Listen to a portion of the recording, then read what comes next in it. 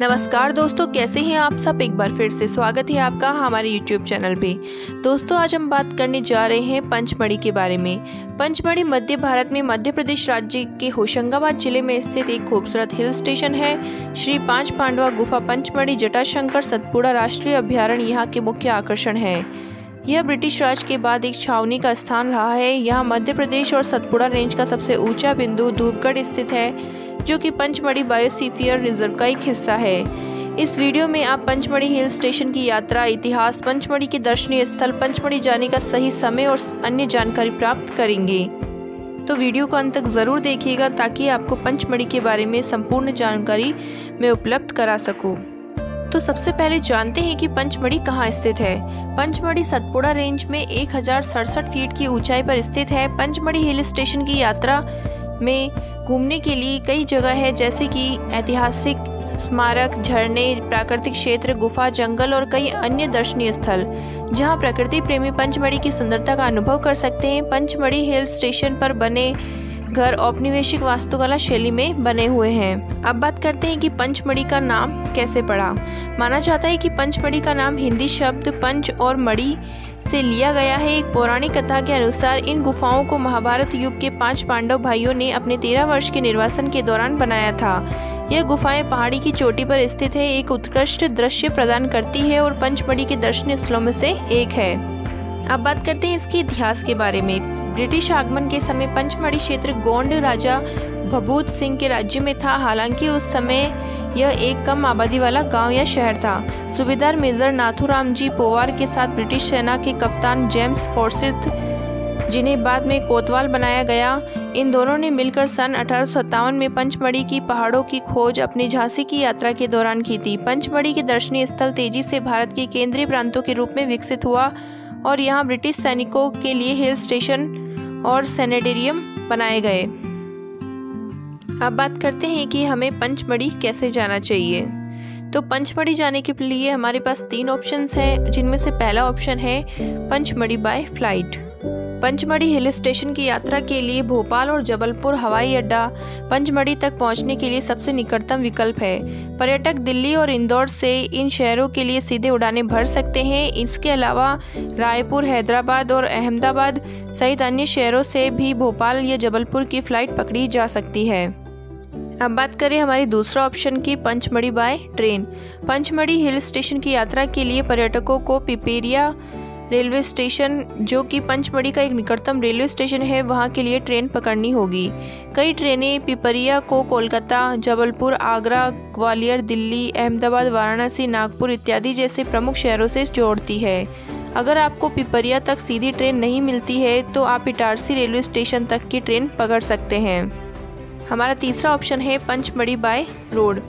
भोपाल, जबलपुर, नागपुर, इंदौर और Kanha national park और पेंच national park से पंचमढ़ी जाने के लिए बसों की बहुत सारी सुविधाएं उपलब्ध है। एक छावनी शहर होने के कारण यहाँ सड़कों की स्थिति काफ़ी अच्छी है।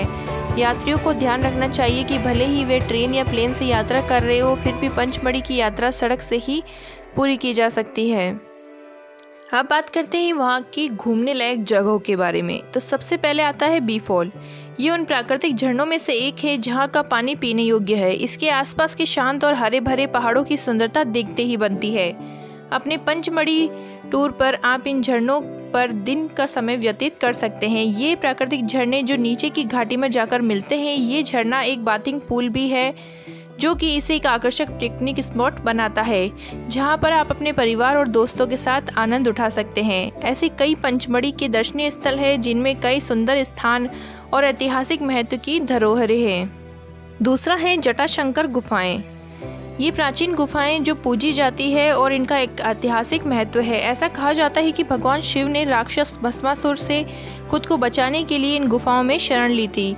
इन गुफाओं के अंदर एक शिवलिंग है जो स्वाभाविक रूप से गठित होता है और इस गुफा का आकार भी सांप देवता शेषनाग के आकार का है, जिसका हिंदू पौराणिक कथाओं में वर्णन एक खगोलीय 1000 मुंह वाले सांप के जैसा है।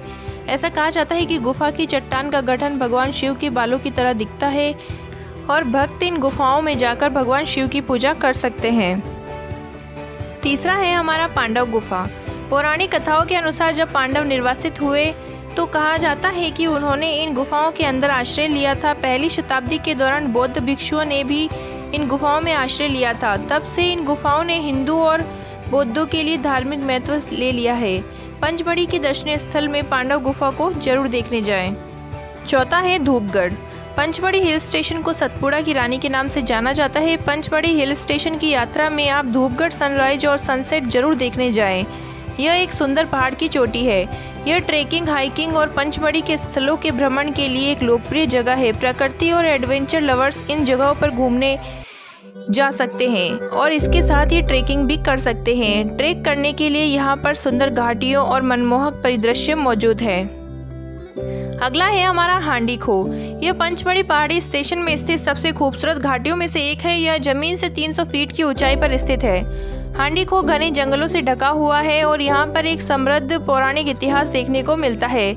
ऐसा कहा जाता है कि एक जहरीले सांप ने इस भूमि को ढक लिया था, जिसे फिर भगवान शिव ने नष्ट कर दिया। इसमें एक झील थी जो सांप को खत्म करने के बाद सूख गई। यहाँ शांति भरा वातावरण है और यहाँ आकर आप एक पुराने आकर्षण का अनुभव करते हैं।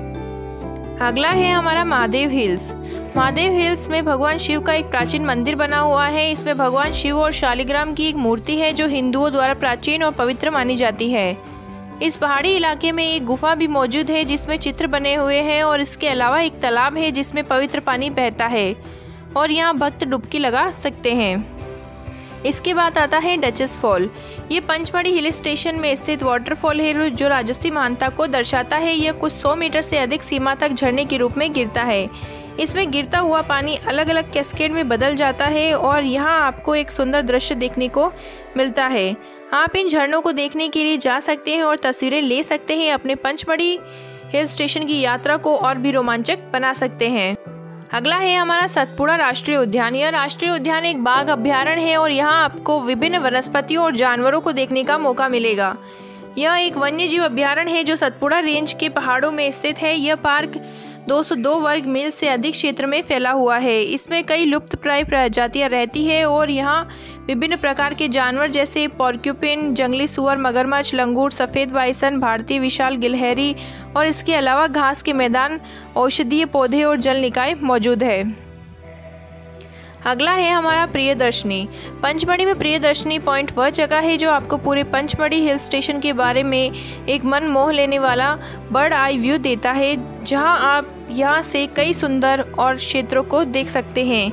इस स्थान को 18वीं शताब्दी में खोजा गया था और तब से यहां पर पंचमढ़ी हिल स्टेशन का सुंदर दृश्य देखने के लिए एक लोकप्रिय पर्यटक स्थल बन गया है।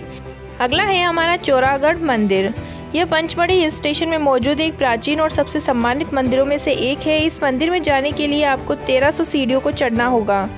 मंदिर के अंदर आपको 1000 त्रिशूल मिलेंगे। इस मंदिर की दीवार पर फंसे हुए हैं। हर साल हजारों भक्त इस मंदिर में प्रार्थना करने के लिए आते हैं। यह मंदिर घाटियों और जंगलों से घिरा हुआ है। जब आप सुबह सुबह इस मंदिर में दर्शन करने के लिए जाते हैं तो आप सूर्योदय का एक लुभावना दृश्य देख सकते हैं। ये तो हो गई घूमने की जगह। अब बात करते हैं कि वहाँ पे रुकने की क्या व्यवस्था है। तो रुकने के लिए आपको लो बजट से लेकर हाई बजट तक होटल्स मिल जाएंगे। आप अपने बजट के अनुसार होटल्स का चयन कर सकते हैं। अब बात करते हैं पंचमढ़ी घूमने जाने के सही समय के बारे में। तो पंचमढ़ी की खास बात यह है कि यहाँ का मौसम पूरे वर्ष अच्छा रहता है। हालांकि पंचमढ़ी हिल स्टेशन जाने का सबसे सही समय अक्टूबर और जून के महीनों के बीच में होता है।